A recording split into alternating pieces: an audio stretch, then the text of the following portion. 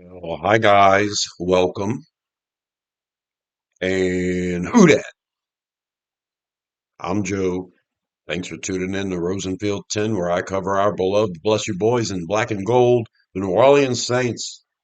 And the first round selection has come in with the eighth overall pick in the 2026 NFL Draft. The New Orleans Saints select wide receiver Jordyn Tyson out of Arizona State. Yeah, he was in my top two finalists there for who the Saints would pick. I was kind of surprised when the Saints pick was available to us. Ruben Bain, edge rusher, Jordyn Tyson, wide receiver, safety Caleb Downs, cornerback Mansour Delane. Four players in my top 10. Caleb Downs was my number two guy. No, we passed on him. Ruben Bain was my number six guy. Passed on him. Mansour Delane was my number eight guy. We passed on him. And we grabbed my number nine guy, wide receiver, Jordyn Tyson. Well, he's the best wide receiver in the class as far as talent goes. The issue has been injuries for Tyson. So Jordyn Tyson is 6 foot 2 and 1/8 inches tall, weighs 203 pounds. He's got 30 and 1/4 inch arms. He's got 9 and 1/8 inch hands. And the only thing he did at the combine was bench reps, which he did 26 of, which is pretty impressive for a wide receiver. So at right over 6 foot 2, he's going to be a nice complement opposite Olave. He does a lot of things well. He kind of hangs in the air when he jumps up to catch the ball. He catches everything.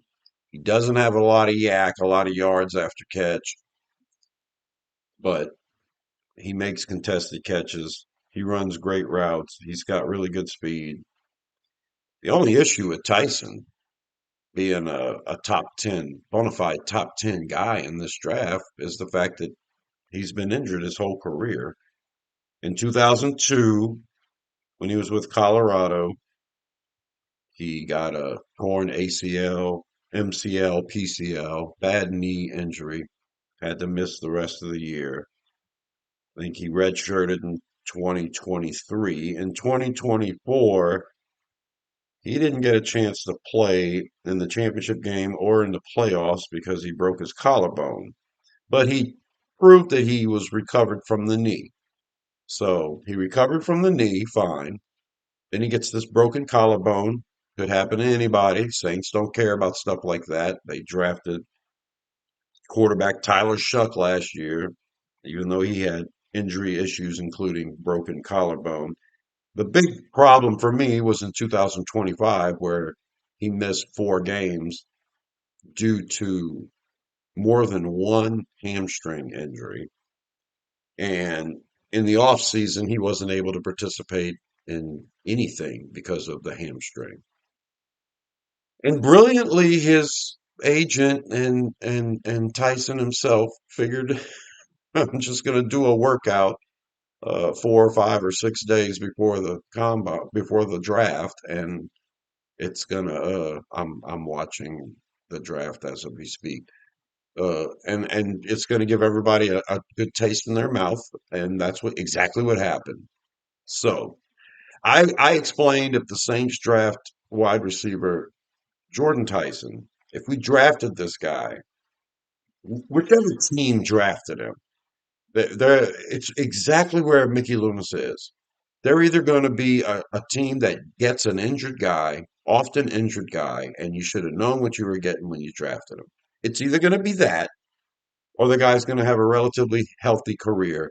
And if that happens at his talent level, then the team that drafted him is going to be the smartest team in the league. That's exactly where Mickey Loomis sits, isn't it? He either just made the most obvious, dumbest move ever, or he's going to luck out either way. and be considered a smart GM for taking the guy. So, you know, it's a risk. He took the risk. So there's a 50-50 chance. If the guy's injured all the time, it's Mickey Loomis's fault. He drafted the guy. So if the guy's great, it's Mickey Loomis's fault. We got him. He drafted the guy. So we'll see what happens. I'm kind of excited. I said in the my final word video that I would be excited if we got Tyson. I would just be nervous, apprehensive, and I just watched our rival Buccaneers draft edge rusher Ruben Bain. So, good pick. We got our wide receiver, met a position of need. So, what's going to happen tomorrow? I don't know who's going to be on the board, but if edge rushers like Zion Young or Malachi Lawrence are still on the board, then I think we take a good look at edge rusher.